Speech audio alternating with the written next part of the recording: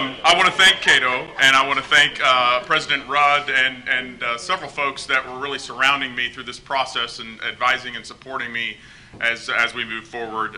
First of all, a few of our trustees, in addition to Mr. Johnson, Dave North, Brad Martin, and Alan Graff were instrumental through the process. My new friend and representative of the Board of Visitors, Mike Bruns, Dr. KB Turner, the chair of our Faculty Athletic Committee. Thank you, KB.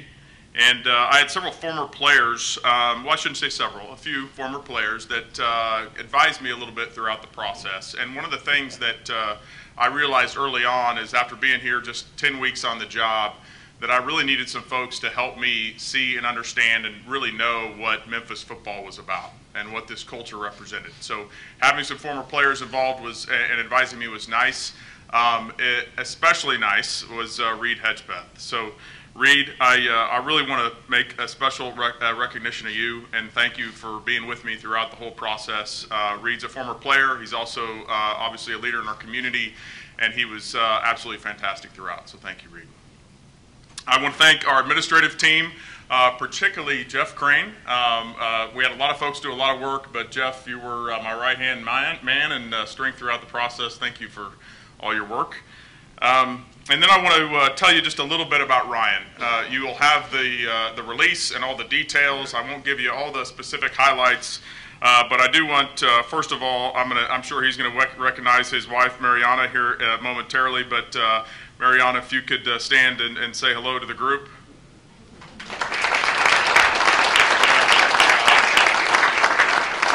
We have some flowers over here that we will allow you to pick up there at the end. Go ahead and do it now. That's great. She's eager and ready. That's good. It's been a while. It has been a while. Been waiting for a little while. Somebody has to take care of the football coaches. That's just the way it works. We were able to swing over out of state and pick up Mariana this morning to get her here, and I'm glad she could be here for the moment. They have a dog named Max. I'm excited to meet Max. I believe Max was with you on the plane today coming back, so glad you could both be in town. You know, we all know that Ryan's been a great offensive line coach, a great associate head coach, involved in the program in so many ways. He's been up for Coach of the Year finalist for offensive line. His offensive lines have performed at a real high level. But what really stuck out to me is Ryan's been coaching almost literally all his life. He really, since high school, so 22 years, is that right? So since you were 18 years old, you've been out on a football field coaching young men, and coaching men that were your age at the time, I'm sure.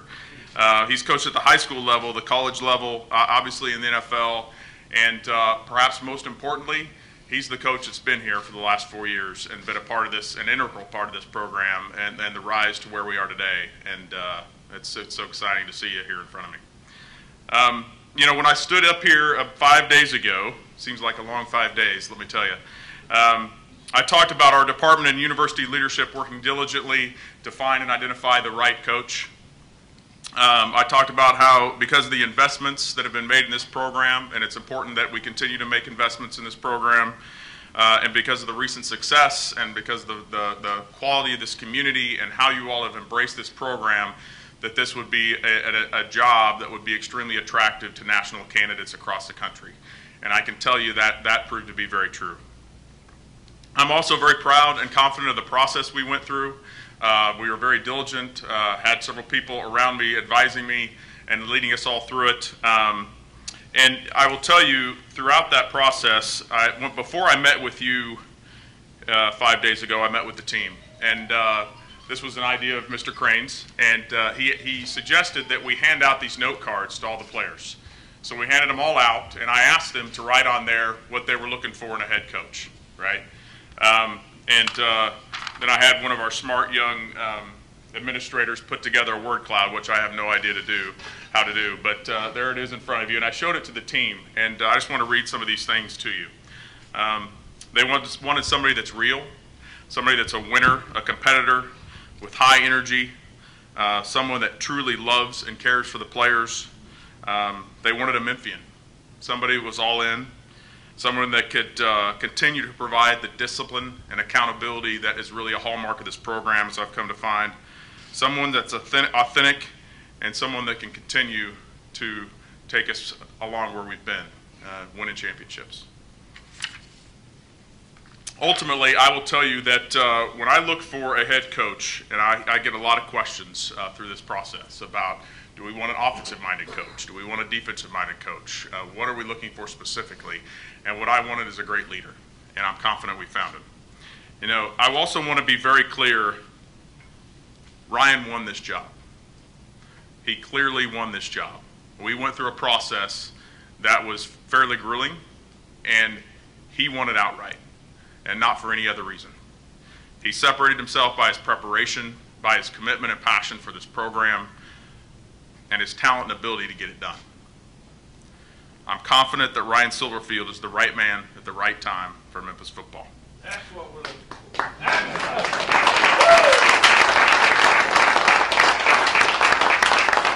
I'm truly excited to come alongside him and support him and all our coaches as we move this program forward.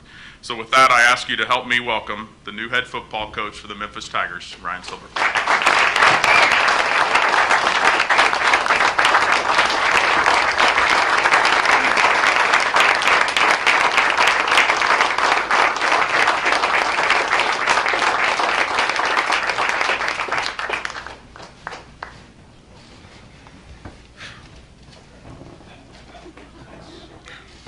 A little easier last Sunday.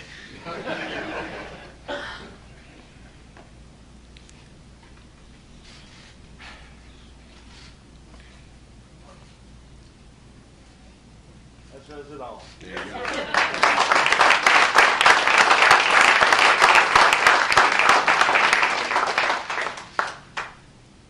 A dream come true.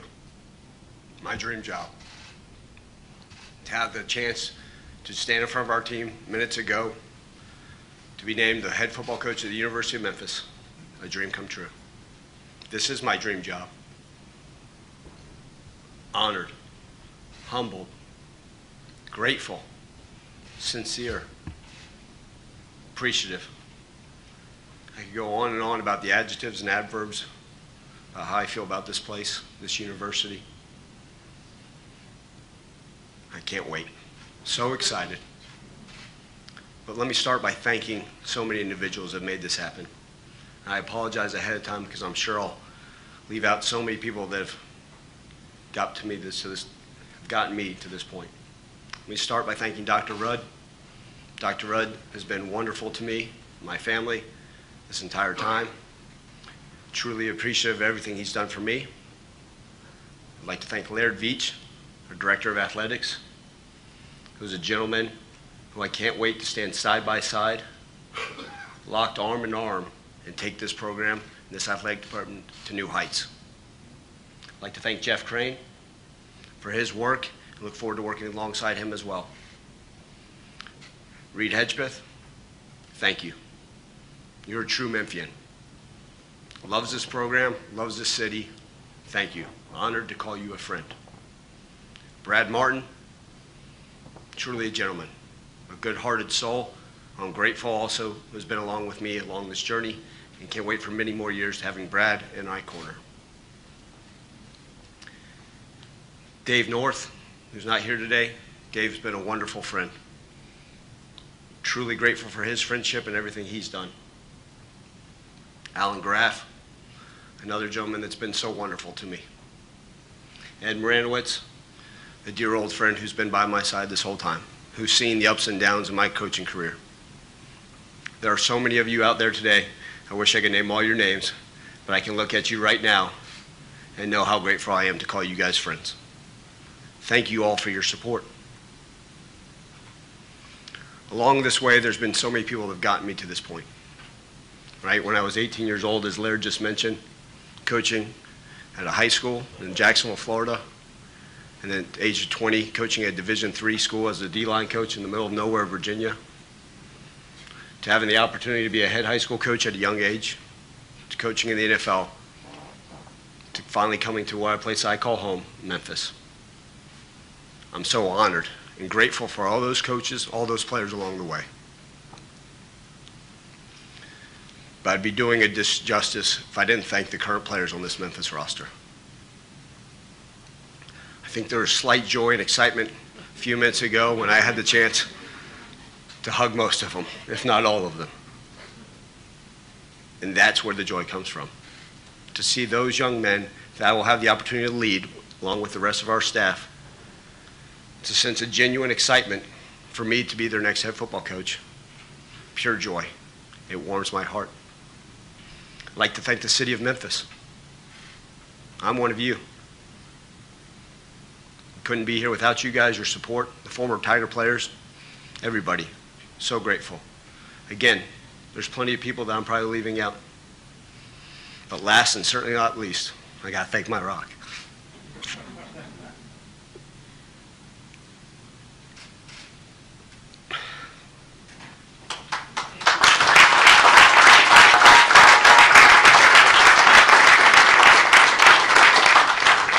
Not just you, Cato. I see that rock on your hand, but thank you for your support. Let's go win a bunch more of those.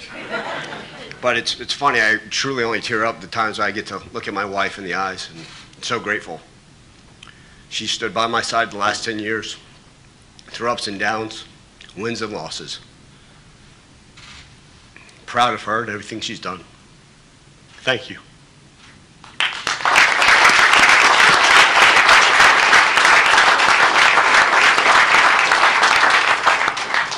I guess they say offensive line coaches shouldn't cry, but I'm a head coach now, so gosh darn, I'm going to do it. With all that being said, I want you all to know that the direction this program is going to be held is going to continue to go in the right direction. We're going to do it the right way at all times. I constantly throw out terms like structure, standard, and accountability. Those are the words I threw out to our players in our team meeting not too long ago. We're going to do it the right way. Everything is going to matter in this program, from academics to how we live socially to what we do in the community and on the football field. It is all going to matter. Every day is just going to be just as important as the last. We will make this city proud. We will make the University of Memphis proud. All of our fans, thank you. We will make you proud. I'm excited about this journey for many, many years to come. I can't wait to get started, even though I feel like I've already gotten started. Again, thank you. I'm honored and humbled and so appreciative to the city of Memphis, to the university, to our athletic department, to be your head football coach. Go Tigers, go.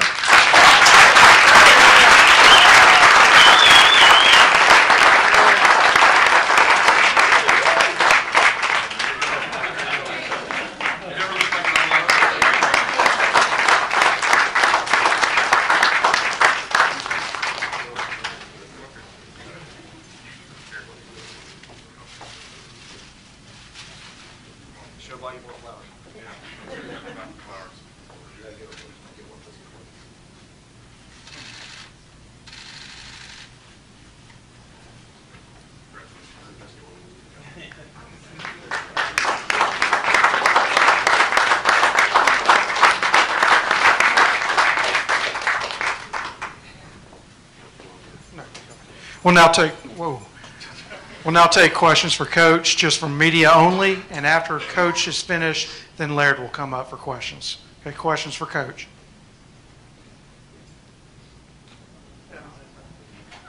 Just go ahead and ask it. All right. Ryan, you called this your dream job.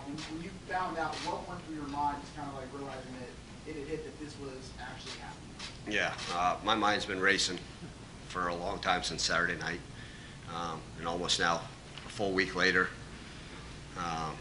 and this opportunity, like you said, my dream job, and all it means is I just need to work harder, right? No days off, no hours off. I haven't got a lot of sleep. So when Laird actually came by my house last night and offered me the job, true excitement, felt honored, grateful, and ready to get to work. Also have a pretty darn good opponent coming up in Penn State, so that went through my mind as well. But just excited to hit the ground running. And when he gave me the interim tag, I told him I'm going to treat it just like it's my job. And I haven't stopped since, and I won't stop till you guys drag me out of here. So that's how I'll treat it, and I'll treat every day the exact same. I'll give it my all to this university and this football program. Coach, sure. Well, let's first go on and say when you went into the meeting room with the players and looked in and out, I'm sure they had an inkling already, but give us a little sense of what that was like for you and what you saw in there. Pure joy. Some hugs, some clapping, some emotions. I think you realize the impact you can make on the young men, the student athletes here at the university. When you get to see them share the same type of joy you do, that means maybe you've made a difference along the way.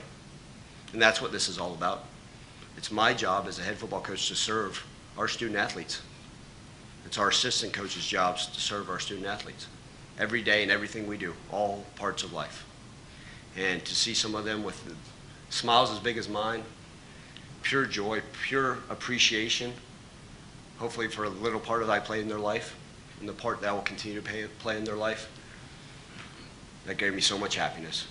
And at the end of the day, we got a lot of work to do, and they know I'll hold them accountable, and I think they're excited about that, and we've got a bright future ahead of us. Coach, what did it mean in this last few days, the support you've gotten vocally from current to former players? Were you surprised a little bit by how vocal everybody was and supported you, and what did that mean to you to have that support? Sure.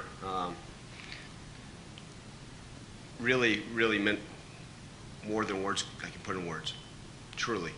Because if the current players, the former players, and people that I've been associated with believe in me, it gives me a chance to say that maybe I've done it the right way along the way.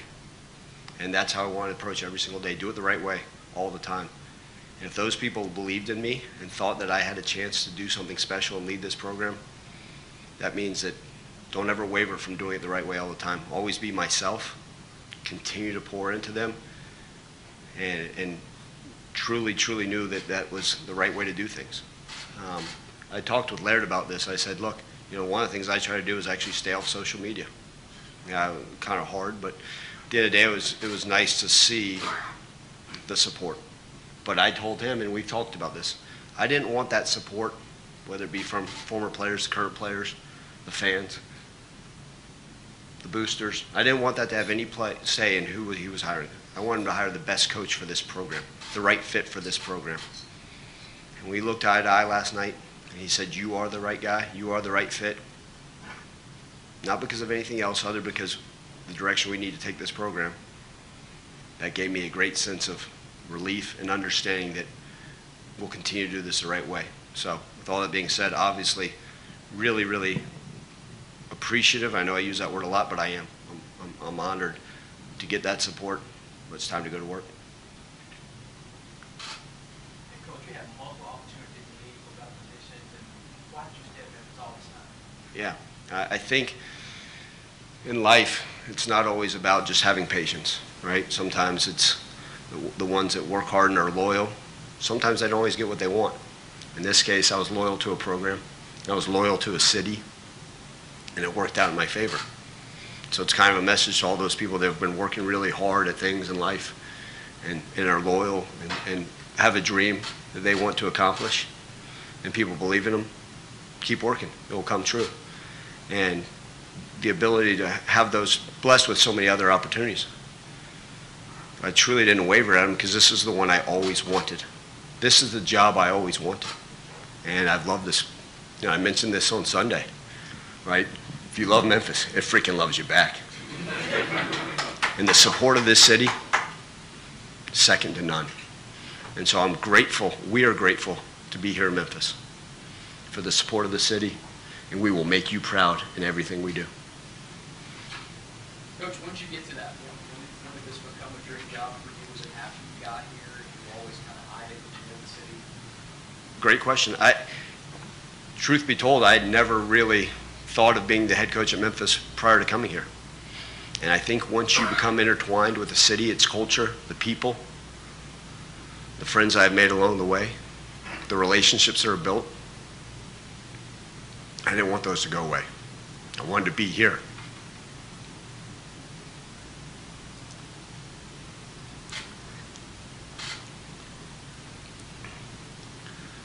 And so, excuse me, over the years, even after a few months of being here, I realized how special this place was, how special our leaders are at this school. There's a great sense of pride in being a Memphian. We wear 901 on our sleeves and on our heart. And the way the support from this university, from this athletic department, from the leadership top down, that's when I realized this was a dream job. I'd never wanted to let it go. And it led me here today, and I'm so damn honored. What are things you'll take from Coach Norvell that you could use? And who are some of the other guys in your past that will make you who you be as a head coach? Yeah, great. You know, I did not do my due diligence by thanking Coach Norvell. I was wrong for that. And so Mike Norvell gave me this opportunity to come with him. So let it be known that I am so thankful for Mike Norvell. If it weren't for him, I wouldn't be here. His friendship, his trust, his guidance, his leadership, I will value till the day I die. Truly a man that did the right way. Not just on the field or in the X's and O's, but did the right way. Respected by his peers, respected by the city, respected by the fans and the players. So I'm thankful to Mike Norvell. I'll forever be indebted to him for this opportunity. Learned a lot. We talk about the culture of a place. He helped build this culture. And I learned that there's a right way to do things. And so for that, those things will continue. We will continue to build our culture stronger and do things at a high level. There's a lot of other coaches. Coach Corky Rogers, a guy that's a Hall of Fame in Florida High School Association. Give him a lot of credit. Guys like George O'Leary along the way, right? Marty Favret, the head coach at Division III school, gave me my first full-time job. Grateful for Brad Childress, Leslie Frazier, Mark Sussman, an athletic director that hired a 23-year-old that had no idea what he was doing a long time ago in Savannah, Georgia. You know, grateful for all those people. And that's what led me here. And in this coaching profession, you learn from everybody. I learned a lot from our assistants that have been here at Memphis since I've been here. And I will continue to learn. Let's get into that, the assistant question. That's what everybody wants to know on the bowl team. How do those negotiations go, and how can you hit the ground running? Sure. As things stand right now, the assistants that are currently in place will coach with us through the bowl game. The Cotton Bowl is a big game. We're excited about it. And that's all I can say on that. We've got a great group of assistants. Obviously, you don't win the many amount of games that we've won here without having a great staff, our support staff, from everybody in this room, our academic support, Sherry Schwartz, who's been my sidekick, who's can't wait to continue to work with her. Those type of people, they're the ones that make the wins occur on the field.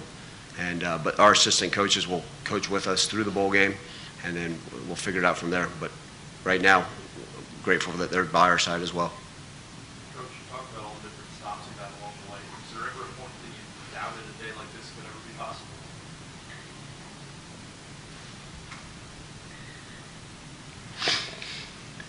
Yeah, in this profession, sorry, there's some hard days. Look, everybody in this room has had some hard days. I certainly don't sit here and claim to say that I've had a hard life. I've been blessed. But there's been some days when maybe you're out of a job or you feel like you can't score any points, that you say, man, what am I doing? There's times in my career I've made $5,000 a year. I've slept on a cot, or I couldn't get phone calls returned. So you sit there, but you always look in the mirror and say, you're built for this. And if you persevere and you believe, and other people believe in you, you can accomplish anything. And I've always said this, if you keep swinging that axe, good things will come. And I'll take that same approach here every single day. We're going to swing. We're going to keep swinging. We're going to keep swinging. we're going to have a lot of success in everything we do here because of that. What do these next few days look like for you, especially with early signing period next week? Yep. No, wonderful to have the opportunity to go and meet with the team today. All right, we'll have a practice starting on Sunday, a team banquet Sunday night, and then we presume practice for the Cotton Bowl this week. We've got official visitors here this weekend, so right when we're done here, I've got to go put on my recruiting hat and let's go. So I'll spend the weekend with recruits, and then a practice on Sunday with our current players. In the meantime, at some point, try to study a little Penn State film and maybe find an hour or two for a nap. So that's how I foresee my next few days.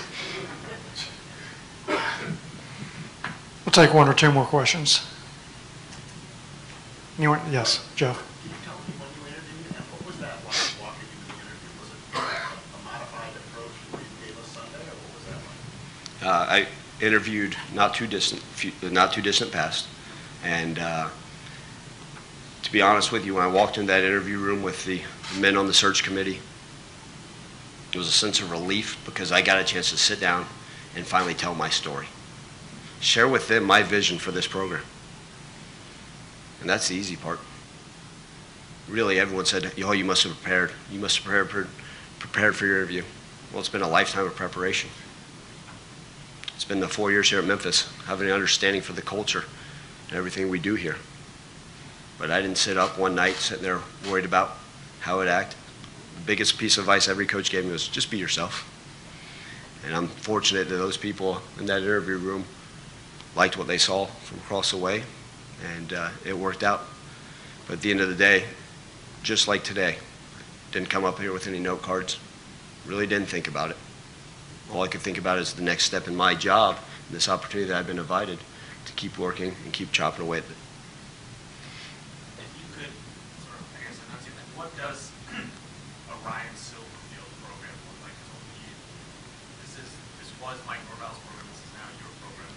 What in your mind does that look like? You know, it's going to be a program that we set an environment with high standards where every single day the players come into a positive environment, and when they leave here, they're better off for being in our program.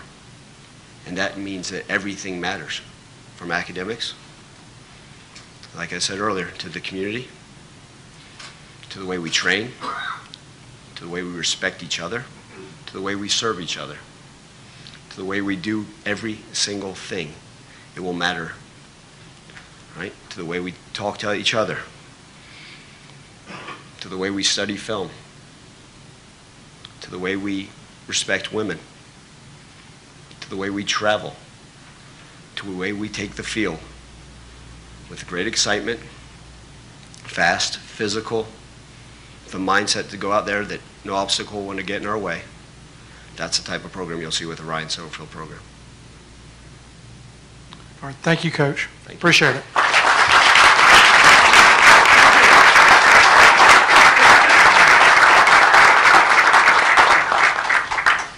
Questions for Laird? Okay, thanks.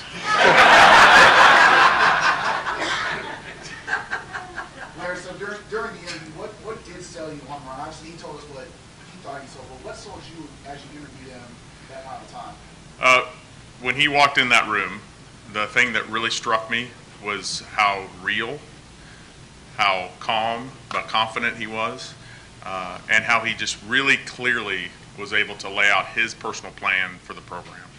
Of course, he was able to go into a lot more detail with me in that room than he would be with you all in front of the cameras. But I was just really impressed. He held himself so well, and all of us in the room felt the same way.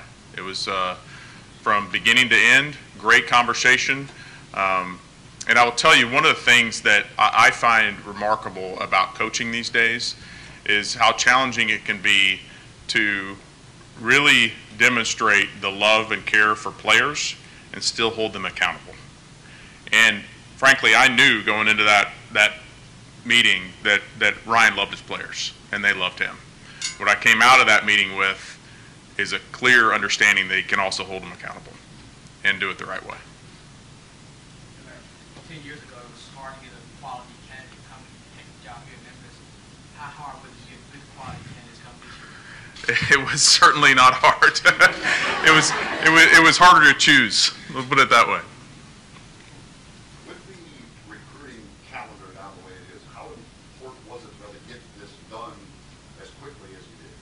You know, we talked about that 5 days ago as well, and I will tell you the sense of urgency is definitely there, and I think it's unfortunate for schools in our position to sort of be pushed into this short time frame. But I meant what I said, that I was intent on making sure we took the time to do it right, and I feel confident we did that as well. Larry, what was your reaction to Coach Silverfield's press conference on Sunday and what he had said? I thought he was the same way. I mean, just what you saw just now, very, very genuine, very, very direct, very comfortable in his own skin, knows who he is, was really able to articulate what he sees as for the program. It's been the same thing from beginning to now. That's what I think is most impressive. Are you going to hold him to the always never leaving thing? Oh yeah. There's several things I've written down during the process that will come back.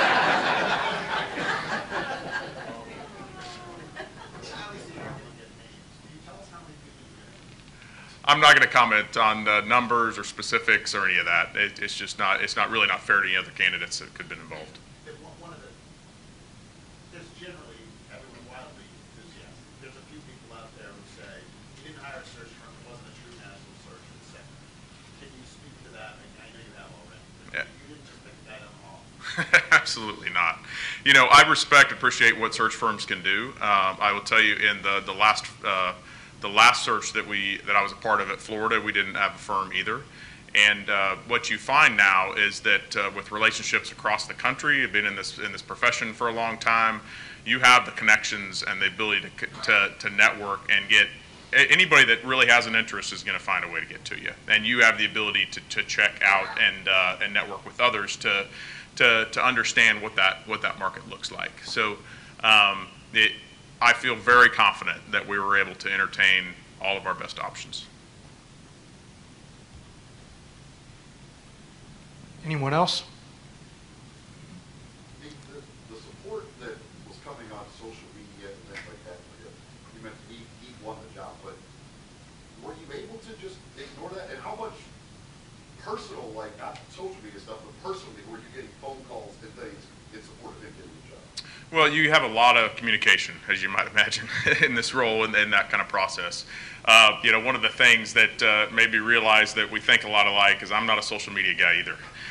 So I think we're both a little old school in that regard. And in fact, I was so intent upon making sure we made the right decision for the right reasons that I essentially removed myself from any social media or media throughout the process. I didn't even look at it. What I did is I had someone on our staff that would monitor it for me, and if there was something really critical or something I really needed to understand or try to address, then he would share it with me. But otherwise, I didn't want to be skewed or influenced by any of that. I understand he's a remarkably popular candidate, and I'm thrilled for that. And frankly, it doesn't often sort of line up that way, where you have who the fans want and the team wants, and he's also truly the best candidate for the job. And I'm so happy that it lined up that well for all of us. All right. Well, thank you, Laird, and thank you all for coming. Thank Go you all. Tigers.